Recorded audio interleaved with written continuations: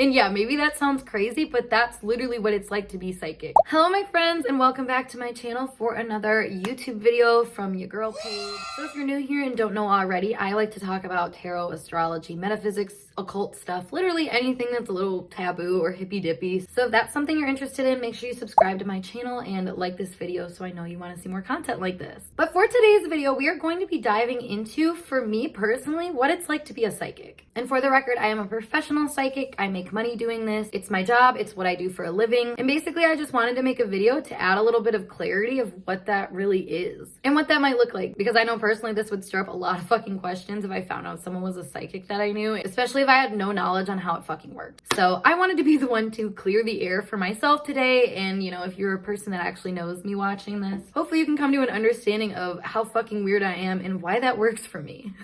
Now, before I do get started, I just want to disclaim that I personally think everybody's psychic. Being a psychic to me is being able to read energy, which is pretty much what we do every day, all day. However, the actual depth of the skill can change and vary from person to person. So that being said, psychic abilities are on a spectrum and it's all about development, just like pretty much everything else in this world. So if you hear something in this video and you're like, dang, I kind of resonate with that. Congratulations, now you know how you can further develop your psychic abilities.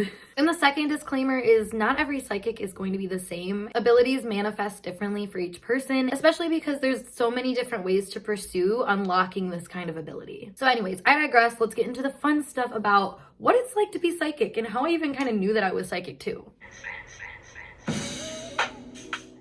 First thing that comes to mind always is my vivid dreams. You know, I'll get more into it later, but I have always had super vivid dreams that were clearly messages in some way. You know, when you remember something so vividly like it's a real experience, that counts for something. I actually have a whole video talking about the astral world and dreams, so check that out for more introduction on how that can kind of transpire into a psychic ability. But on top of that, I've literally always been such an existential person. Like truly, one of my first memories that I have is being like 6 or 7 years old and crying to my friend about how weird it was that we existed on Earth. Like literally a 6-year-old. And not only that, but literally my favorite book growing up was a book about a girl that had psychic abilities who could see the dead and learned about synchronicities and stuff like that. I mean, as a child, I was woke as fuck. And without even realizing what I was doing, I used to meditate a lot on my walks and I would actually speak to my spirit guides. And in a way, I feel like that helped me gain a very strong spiritual connection, especially when it comes to nature, because I spent so much of my childhood and adolescence pretty much just alone in the woods.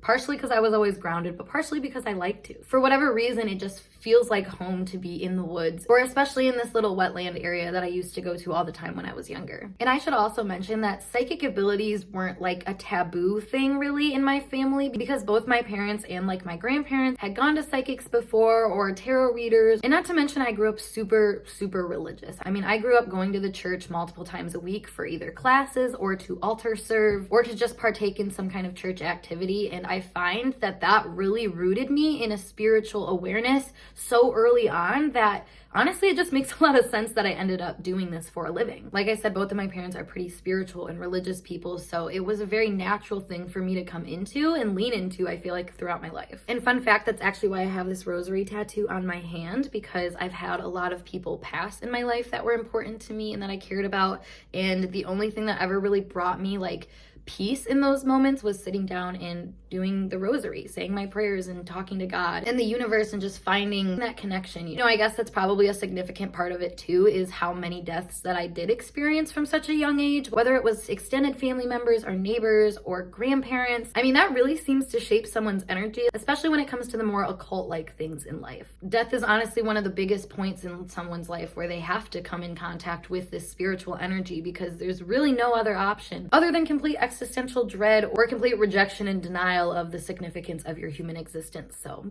that's fun. Another funny thing too that I think of when I was growing up, I remember going to the doctor and they asked me if I heard things and I said yes. Y'all, the look on my mother's face was priceless because she's like, they're gonna think you're crazy. But here's the thing is I truly meant it. However, to me, I didn't really see the worry of like hearing said voices because they weren't necessarily negative voices. If anything, they were very helpful and they were very informative voices. So I was like, what do you mean? Like, don't we all have these little voices in our head that tell us things? now let me explain, I guess, what these voices are, because it totally can sound like a mental health problem. However, something that was really big to me over time to really understand where these like voices or energies were coming from was the tone of the voice. I could hear my own narration, my own thoughts, but then there was just this more subtle kind of approach to things. Like, for example, if you've ever seen the movie Hercules and they have the muses that are kind of like his spirit guides in a way. Over time, I was able to kind of learn the levels that these tones and voices were talking to me and like where they were coming from, what they meant, etc. So for example, if I'm getting a message from another person, especially if I know them, there's a large chance that I'll just hear it in their voice and it'll come from this side of my head. And I should say also that like voice or that energy will kind of feel a lot lighter than my own thoughts, if that makes sense. And going back to what I was saying about the muses being kind of like my spirit guides in a way, I remember watching Hercules and being like, wait a second, like this, I feel this energy within me, which I was feeling this resonance is what I like to call it a lot of time, which is a very psychic skill in itself, is kind of recognizing when something catches your attention and then just trusting and holding on to it and letting it conspire into whatever it's supposed to manifest and unfold into. Which is funny because 15 years later, I can look back at myself recognizing the muses as my spirit guides and then completely validate it based off of other occult or metaphysical practices that I've used to confirm and understand these different methods that I'm receiving messages. For example, in astrology, my third house cusp is at 24 degrees Libra, which 24 degrees is a psychic energy. Libra rules other people, but it also rules the energy of the muses. And third house rules your inner talk and your communication and that sort of thing. But anyways, back to the resonating thing, that's where I find that psychic energy can either develop or stay where it's at. You know, if you don't follow your nudges, a lot of the time they're just going to stay at the same level of like surprise, I guess, of what they bring. Versus if you get a little bit more courageous and start to lean into these things that seem to resonate so deeply to your soul for maybe unknown reasons, you know, there will be some unexpected miracles that pop up from that, which I guess people like to relate a lot to being a psychic and psychic energy. It's witchy because you believe in things that are supernatural and, you know, outside of our own understanding of things. But any psychic will tell you that following those synchronicities and following those moments of resonance are 100% going to be the best way to build any kind of psychic ability. And it's done so without expectation to a lot of the time. Like, for example, I remember hearing the word catalyst when I was in like 10th grade. I specifically was in biology class, and I remember I did so good in biology for whatever reason. Like it just came so naturally to me. I had like 115% in that class. And like I said, that word catalyst just stuck out to me so hard, only to flash forward 10 years later to me building my own business, and immediately the word catalyst came back to me. And in that exact moment, I knew why it resonated like that 10 years ago. And yeah, maybe that sounds crazy, but that's literally what it's like to be psychic. Like having something so nuanced, so small and minute, or so you thought, come back in such a crazy big way that there's just no explanation, but also no denial that it means something. Being psychic for me also looks like knowing things way before it's cool to know them, which leads me to be ostracized way more than what I deserve to be, I'd like to say. Let me just say the burn the witch mentality doesn't just start and end with people, you know, doing like witchcraft or something like that. Like, no, people want to burn the witch if she knows something that isn't the status quo at that time. For example, I am the queen of being in any sort of relationship, friendship, whatever, with someone where I can deliver back to them what they're feeling before they have even processed what they're feeling. And let me tell you, that's not cool to other people a lot of the time, especially if you don't understand that you're doing that to them. It just creates a whole big mess. However, the flip side to being psychic is literally 99% of the time I have people come back around like 6 months later to be like, you know what? You were right. God, and when I was younger, I literally hated that. Like, it just drove me crazy because I'm like, no shit, but like you treated me like shit even though I was right before you even knew I was right. So like, I don't know, it can create some hard feelings, or just like I said, just feeling ostracized and basically just feeling bad for kind of being more aware than the other people in the situation. I mean, yeah, shame is kind of a big part of like psychic energy. Not that it needs to be there necessarily, but when you have it, you have to transmute that shame into a kind of pride in your own quirkiness, if that makes sense. Like quite literally everything that I'm talking about me being psychic was something that I was shamed for in my life at plenty of different points. Yet now it's something that I'm praised for and like put on a pedestal for and just seen as this otherworldly human being, when in reality it's just people having a hard time catching up with what's being put down. It's really not as special as you think, but it is at the same time, you know? Which brings me to me being always a full-on channel for energy, especially in one-to-one communications. Thanks so much for that, my Pisces descendant. I mean, quite literally, it is so easy for me to tap into another person's energy to the point where I am not only like mirroring their body language on accident, but also mirroring their tone or saying the kind of words that they would say or phrases that they would use, and basically just taking on their whole energy. You know, if I'm talking to somebody that is scattered and is just like frantic, I will start feeling scattered and frantic, and not in a cute empath way, but in this way where like, okay, if I don't break this cord between this person, I'm gonna start acting in ways that I don't really fucking want to act. So honestly, gaining more consciousness and awareness around that kind of psychic ability has been really helpful, because then I'm not acting how other people want me to act. However, at the same time, I've learned how to use that and tap into that energy in very specific moments, like when I'm doing readings for people, whether it's a birth chart reading or a tarot reading. Basically, I find I end up using methods of communicating that just hit the nail on the head, whether it's using a specific choice of words, a tone, or just the way that I put the phrases together. Like, it always seems to match that energy of who I'm working with more than it does like my own personal energy at times. Being psychic for me also looks like doing a lot of dream work, like I said earlier. I really love recording my dreams and just seeing all the premonitions that come from them, because truly all my dreams seem to have some kind of message in them that ends up, you know, making itself known somewhere. I'm not gonna lie, pretty much every single night I have somebody come to me in my dreams and talk to me, kind of have like a counseling session or admit something to me, or having a moment with me where they have some kind of like healing or something. Like, I've basically learned how to be my own person in my dream world, just like I'm living my life in the real world. And actually, there's a lot of times where I'll ask a question during the day and then I go to bed and wake up and I just have this clear understanding of knowing of something, and it's not like I really did any work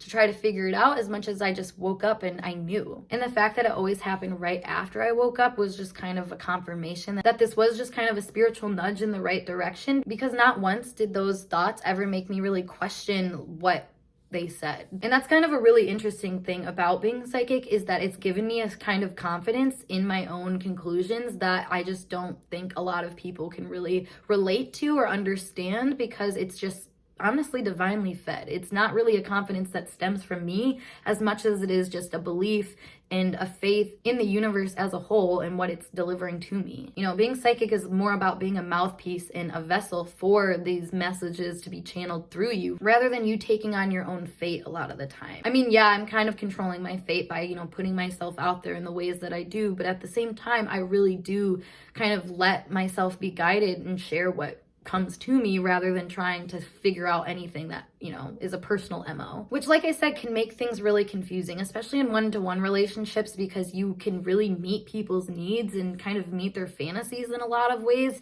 without even really trying to or wanting to sometimes. And then all of a sudden you're in this position where people have put you on a pedestal or put you in this box and spotlight that isn't even you. It's not true to you. I mean, yeah, being a psychic can look a lot like being used or just taken advantage of or just not being seen really clearly, but whatever.